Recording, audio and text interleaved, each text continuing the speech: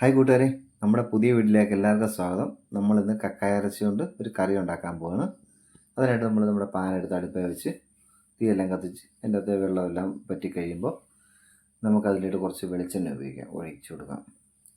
ആ വെളിച്ചെണ്ണ നന്നായിട്ട് ചൂടായി വരുമ്പോൾ കടുക് ഇട്ട് കൊടുക്കാം. കടുക് അങ്ങോട്ട് നന്നായിട്ട് പൊട്ടിക്കഴിയുമ്പോൾ വറ്റൽമുളക് പിച്ചിക്കറി അതിലിട്ട് കൊടുക്കാം. വറ്റൽമുളക് ഇട്ട് കൊടുക്കുമ്പോൾ ഒരു പ്രത്യേക ഒരു ടേസ്റ്റ് ആയിരിക്കും കക്കായ്ക്കൊക്കെ. കക്കായ എന്ന് പറഞ്ഞാൽ ബീഫൊക്കെ ആണെങ്കിലും ഇങ്ങനെ കറി വെക്കുമ്പോൾ ഇച്ചിരി വറ്റൽമുളകൊക്കെ ചേർക്കാൻ ഒരു പ്രത്യേക രുചിയായിരിക്കും. നമ്മൾ ഇഞ്ചിയും വെളുത്തുള്ളിയും എല്ലാം ചതച്ച് വെച്ചിട്ടുണ്ട്, അത് നമുക്ക് ഇതിൻ്റെ അകത്ത് ഇട്ട് കൊടുക്കാം. ഇഞ്ചിയും വെളുത്തുള്ളിയും സാധാരണ നമുക്ക് അരിഞ്ഞ് ചേർക്കാം, അല്ലെങ്കിൽ ചതച്ചിടണം. ഒരു കാരണവശാലും നമ്മൾ ഈ ജിഞ്ചർ ഗാർലിക് പേസ്റ്റ് ഒന്നും ഇടല്ലേ. കാരണം അങ്ങനെ ചെയ്യുമ്പോഴേ ഈ ചട്ടിയുടെ അടി പിടിക്കാൻ പെട്ടെന്ന് മസാലയെല്ലാം ചട്ടിയുടെ പിടിക്കാനൊക്കെ സാധ്യത ഉള്ള. അതുകൊണ്ട് ഇങ്ങനെയുള്ള കറിയൊക്കെ വെക്കുമ്പോഴേ ജിഞ്ചർ ഗാർലിക് പേസ്റ്റ് ഇടാതെ ഇത് ചതച്ചിടുകയോ അരിഞ്ഞിടുകയൊക്കെ ചെയ്യാം.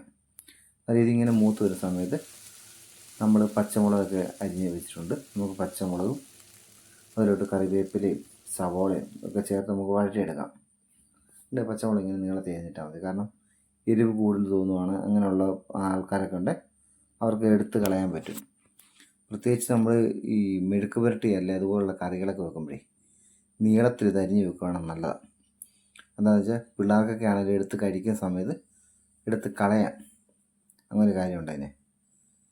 ഉണ്ടോ, നമ്മളിങ്ങനെ സവാള ഇങ്ങനെ കൊത്തി അരിഞ്ഞാണ് വെച്ചാൽ പെട്ടെന്ന് വാടി കിട്ടാൻ വേണ്ടി ഇങ്ങനെ കൊത്തി അരിഞ്ഞ് അത് കുറച്ച് ഉപ്പും കൂടെ അങ്ങ് ചേർത്ത് കൊടുക്കുവാണ്. ആവശ്യമുള്ള ഉപ്പും കൂടെ ചേർത്ത് കൊടുക്കുവാണെങ്കിൽ പെട്ടെന്ന് വഴറ്റി എടുക്കുവാനും പറ്റും. ആ ഉപ്പെല്ലാം നന്നായിട്ട് അത് പിടിക്കുകയും ചെയ്യും. ഉണ്ടാ ആവശ്യമുള്ള ഉപ്പ് നമുക്ക് അതിലിട്ട് കൊടുക്കാം. നന്നായിട്ട് ഇളക്കി കൊടുക്കാം. നമുക്ക് ഏറ്റവും സിമ്പിളായിട്ട് നമുക്ക് ഉണ്ടാക്കിയെടുക്കാൻ പറ്റുന്നൊരു കറിയാണ് കക്ക ഇറച്ചിയുടെ കറി. നമ്മൾ കക്ക കൊണ്ടുവന്നപ്പോൾ തന്നെ നന്നായിട്ട് കഴുകി നന്നായിട്ട് വെന്തെല്ലാം വെച്ചേക്കുവാണ് കേട്ടോ. നമ്മൾ ആദ്യമായിട്ട് മഞ്ഞൾപ്പൊടി നമ്മളതിൻ്റെ അകത്ത് ഇട്ട് കൊടുത്ത് കുറച്ച് മഞ്ഞൾപ്പൊടി ഇട്ട്, പിന്നെ നമ്മൾ ഉപയോഗിക്കുന്ന മീറ്റ് മസാലയാണ് അതിൻ്റെ അകത്ത് ഉപയോഗിച്ചേക്കുന്നത്. അതിനുശേഷം നമുക്ക് കുറച്ച് മല്ലിപ്പൊടി മുളക് പൊടിയും കൂടി ചേർക്കാം. വേണമെങ്കിൽ കുരുമുളകോ ഗരം മസാലയോ ഒക്കെ പൊടിച്ചിടുകയാണെങ്കിൽ നല്ലതാണ്. പെരുംജീരകമൊക്കെ പൊടിച്ചിട്ട് കൊടുക്കുകയാണെങ്കിൽ നല്ലതാണ്. നമ്മളതൊന്നുമില്ല. മഞ്ഞൾ പൊടി,